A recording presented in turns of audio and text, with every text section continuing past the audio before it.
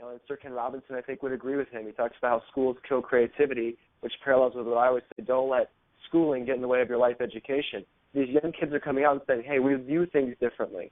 We come from a totally different time with a totally different technological background with literally different codons activated in our genetic sequencing. So it's time to reinvent how we do this, and it's time for it to be put back in our hands.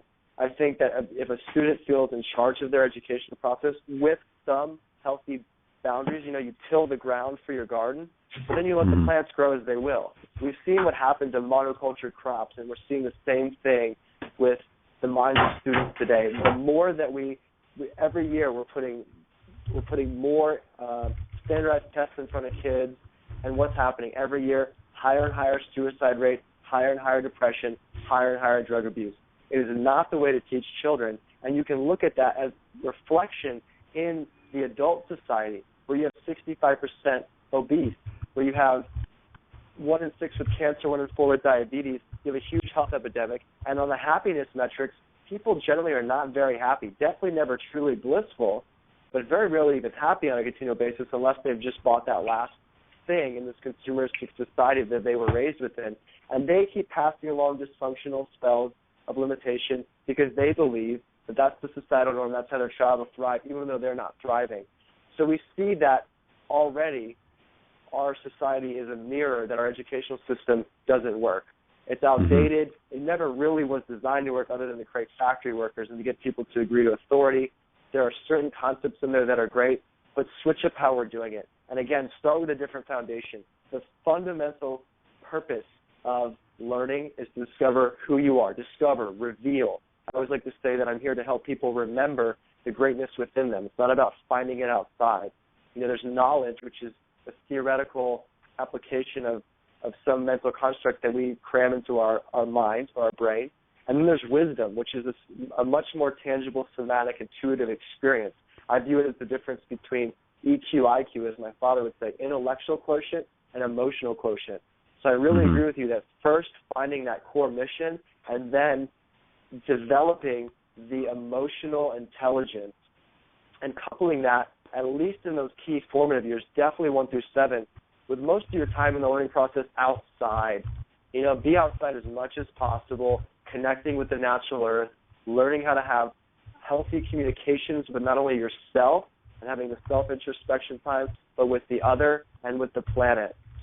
And the other component of this I see is, again, where we're looking at a synthesis, a bridge, if you will, between the digital and the physical. It's very important for people to have physical socialization.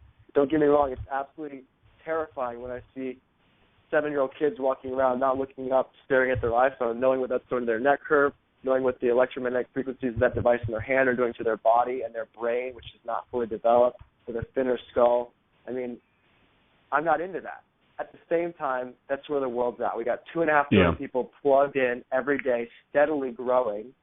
It's actually astounding given how many people are in poverty, how many people are actually on the web. And so you got to meet people where they're at. And again, people are used to media.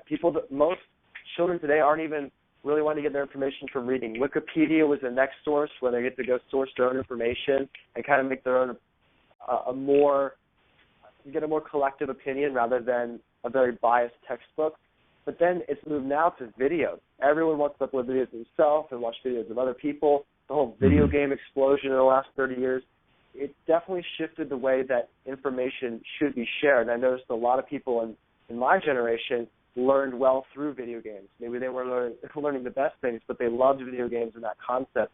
So coupled with these physical learning groups and learning centers tied together through a digital database, we looked off and live-action role-playing games, so connecting people in more fantasy realm where they're learning, they're playing their way through learning through different more mythic or, out of the box isn't the right word, but different ways of perceiving reality and playing with others in real time, in the real world, connecting all of that to a digital platform that's allowing them to access information that is verified educational content. Does not mean that it needs to be accredited, but verified educational content that is being provided by expert wisdom sharers and educators around the world and the different learning institutions that are plugged into this platform.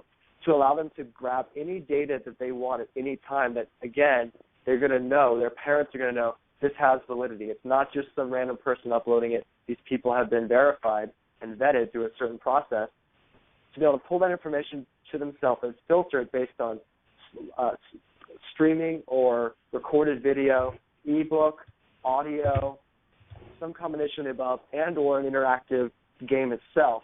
And then they're able to play their way through these different lessons. Khan Academy did a great job, again, only focusing on conventional classes, and it was the first iteration of what's to come.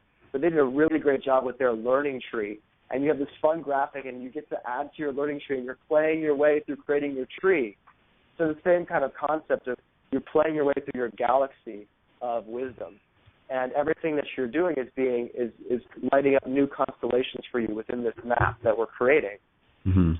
And you're able to then track and filter your metrics and showcase them in text and graphical format to peers, employers, mentors as to your unique learning path. You can sort by subject type or field of interest, or just show the overall spread of your personal journey into self and worldly realization. So I think that that's really important for people to be able to play and to have the video game component and to be able to learn wherever they want, whenever they want, at any time, but then also to be able to tie that back into the physical groups, which, as I mentioned earlier,